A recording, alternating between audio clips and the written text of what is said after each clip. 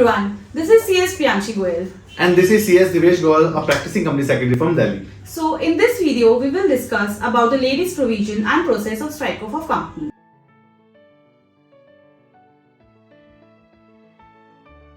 So as we know, the strike off form, that is STK2, has been shifted from V2 portal to V3 portal, and the processing powers of strike off has been shifted from regional ROC to CPACE. Because of this, there are many changes in the strike off provisions.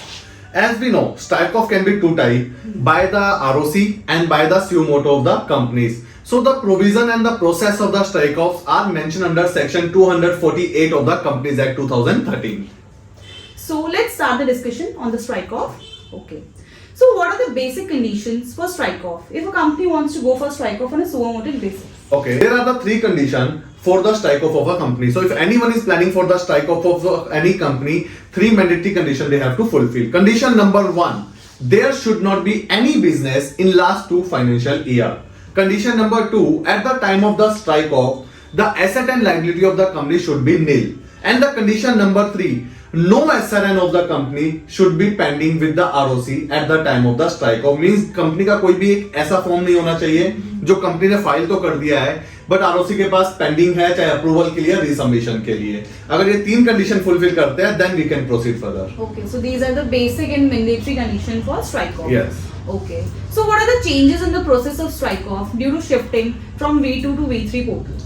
Okay, as form V2 से V3 पे shift हो गया है. पहले web form ई form होता था, अब web form हो गया है. बट कुछ और भी चेंजेस मिनिस्ट्री ने साथ में कर दिए हैं. Like now it is mandatory to attach the statement of account in the Excel. Earlier PDF attach होता था बट अब मैंडेटरी है कि आपको एक्सेल में भी अटैच करना है. Second thing, now if any penalties are imposed on the company, any proceeding is going against the company, वो उन्हें फॉर्म में ही मेंशन करनी पड़ेगी. And the major most important thing, now this form is mandatory to be certified by a chartered accountant who have prepared the statement of the account. Okay, तो मतलब अब से form CS के through हमें certify नहीं करना. नहीं, ये एक कंफ्यूजन है माइंड में सभी के, बट ऐसा नहीं है.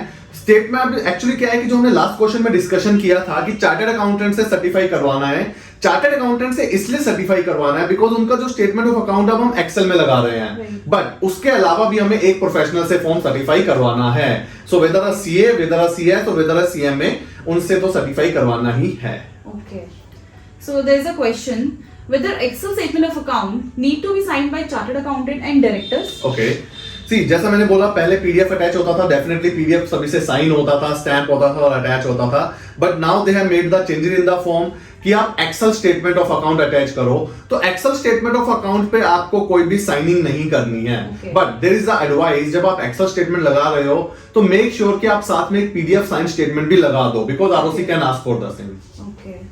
So there is another question. How much time does it take for approval of strike off in the CPACE? Okay, see अभी तक क्या था, जितने भी स्ट्राइक ऑफ्स होते थे ना, सभी फॉर्म्स आरओसी अप्रूव करते थे. फ्रॉम द 1 May 2023 ये आरओसी से सेंट्रलाइज यूनिट को ट्रांसफर कर दिया इन माने सर.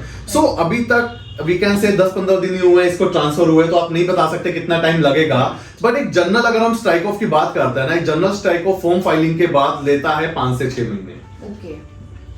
So next question की तरफ बढ़े. Yeah, sure. Okay. So there is another question whether STK2 can be filed from MCA V3 registered user ID. Okay, so MCA V3 पे अब हम ये फॉर्म सब शिफ्ट हो गया है. तो एमसीए V3 पे कुछ रजिस्टर्ड यूजर्स होते हैं, कुछ बिजनेस यूजर होते हैं, बट ये फॉर्म सिर्फ बिजनेस यूजर आईडी से ही फाइल हो सकता है, रजिस्टर्ड यूजर को अलाउड नहीं है. तो आई होप द क्वेरीज जो साथ साथ रिजॉल्व होती जा रही हैं. हम ट्राई करेंगे मैक्सिमम क्वेश्चंस कवर करें. सो नेक्स्ट क्वेश्चन की तरफ बढ़ते हैं. So what are the basic expenses involve in the strike off company? Okay, जब हम एक्सपेंसेस की बात करते हैं, प्रैक्टिकली मुझे लगता है जब कोई भी ऐसा काम करते हैं तो 3 type of expenses are there. First is the ROC fees. इस फॉर्म को फाइल करने की जो आरओसी फीस है दैट इज 10,000 रुपीज. सेकंड, जब आप स्ट्राइक ऑफ का फॉर्म फाइल करते हो ना, आपको कुछ एफिडेविट देने पड़ते हैं, कुछ आइडेंटिटी बॉन्ड्स देने पड़ते हैं, तो उनके ऊपर जो आपको स्टैंप ड्यूटी पे करनी है जो स्टेट टू स्टेट वेरी करती है. And third is the professional fees, so that is also vary from the person to person. Okay. So we'll pick the last question for today. Whether it is mandatory to complete the annual filing of the company before filing of STK2? ये question बहुत आता है members का, चाहे ज्ञान group की बात करूं या अदर सोशल मीडिया प्लेटफॉर्म की बात करूं. मिनिस्ट्री ऑफ कॉर्पोरेट अफेयर ने ना स्ट्राइक ऑफ के सेक्शन में एक अमेंडमेंट किया था अप्रोक्सीमेटली 2017-18 में. उस अमेंडमेंट में दे हैव स्पेसिफिकली मेंशन कि अगर आपको कंपनी स्ट्राइक ऑफ करवानी है तो आपको तब तक की एनुअल फाइलिंग मैंडेटली कंप्लीट करनी है जहां तक आपने बिजनेस किया था। मतलब आप फॉर एन एग्जांपल आप 2023 में क्लोज करवाने जा रहे हैं, पर आपने लास्ट बिजनेस ही 2021 तक किया था, तो 21 तक की फाइलिंग मैंडेटरी है कि आपकी होनी चाहिए, बट उसके बाद की आपको रिक्वायर्ड नहीं है। Okay. So we have tried our best to cover the maximum queries. Still, if you have any query, please mention in the comment box. And अगर आप ज्ञान गुरुकुल व्हाट्सएप ग्रुप के मेंबर हो तो आप ज्ञान गुरुकुल व्हाट्सएप ग्रुप में भी सेंड कर सकते हो। I would request to all the viewers, please subscribe and like our channel so that you can get the notifications of our next videos also. Thank you. Thank you so much.